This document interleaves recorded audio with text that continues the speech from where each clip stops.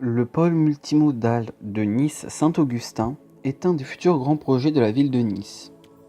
Ce projet doit regrouper à terme une gare ferroviaire, TER et TGV en direction de Paris, Marseille ou l'Italie, une gare routière, autobus urbains et interurbains, une liaison directe vers le centre-ville de Nice grâce au tramway, ainsi que des stations de vélos et de voitures électriques et des parkings relais. Il se situe dans une zone géographique et urbaine particulière. En effet, ce pôle est situé à proximité de l'aéroport Nice-Côte d'Azur, du quartier d'affaires de l'Arenas, mais également au carrefour des flux de transport du nord vers le sud, vers la plaine du Var, et de l'est vers l'ouest, vers le centre-ville.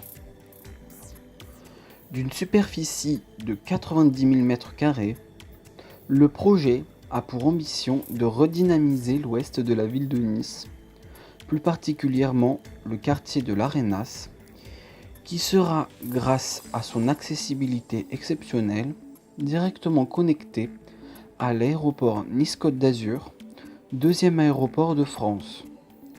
Ce projet, d'un coût de 57 millions d'euros, est issu d'une volonté d'amélioration des transports en commun et de l'intermodalité.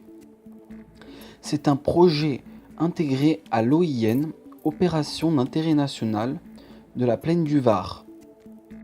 Ce pôle multimodal sera l'accès principal au tramway pour les citoyens vivant en périphérie de Nice. D'où l'importance de la création d'un parking de 1150 places afin d'y déposer son véhicule personnel et ainsi accéder à divers transports plus écologiques comme cité précédemment. Le tramway dans le sens ouest-est permettra de réduire la pollution et le bruit avec la suppression de l'entrée quotidienne de 20 000 voitures en ville, soit une baisse de 5,3% du trafic. Cela entraînera donc une diminution de la pollution d'environ 15%, le bruit lié aux automobiles sera réduit jusqu'à 50%. Tout cela n'est possible uniquement grâce au couple tramway-vélo-parc relais, d'où l'importance de la création de ce pôle multimodal de Nice-Saint-Augustin. L'avenue de la Californie, rue de France et la promenade des Anglais sont les deux principales routes d'entrée sur la bande littorale et donc dans le sens ouest-est. Par conséquent, désengorger ces axes est une priorité. La création de la ligne de tramway à ce niveau-là permettra d'augmenter l'offre de transport en commun pour passer de 70 000 usagers à 140 000 personnes au bout de quelques mois.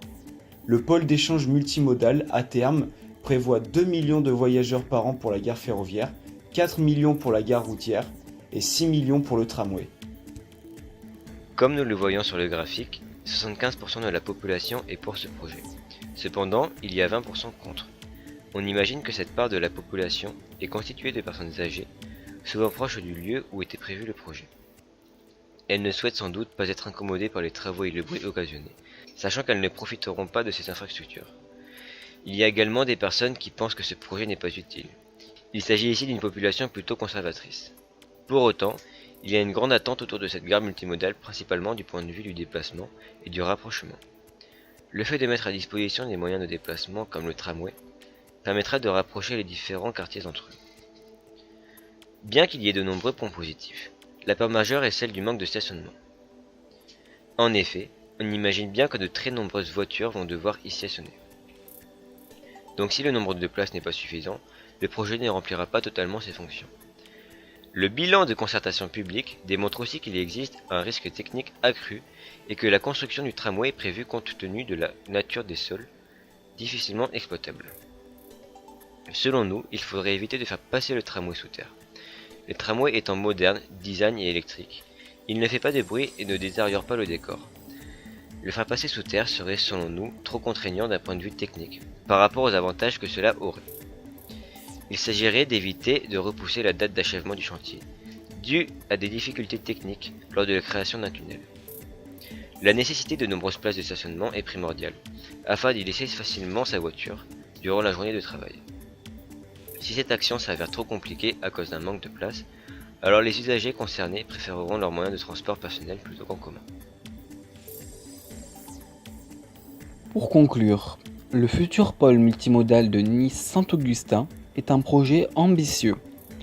Il vise à développer les transports en commun au sein de la ville de Nice, mais aussi au niveau départemental, régional et national, avec pour but d'allier un lieu réunissant différents transports sur une même zone. De plus, il s'agit ici d'une zone carrefour entre la route nord-sud et est-ouest, localisée à côté de l'aéroport Nice-Côte d'Azur. Le pôle d'échange multimodal de Nice s'intègre donc à la politique de la ville. Il répond à la demande d'une ville plus écologique et moins dépendante des transports individuels. Les attentes autour de ce projet sont nombreuses, notamment vis-à-vis des places de parking, qui se doivent d'être conséquentes, et de la date d'ouverture de la gare ferroviaire, prévue pour 2025.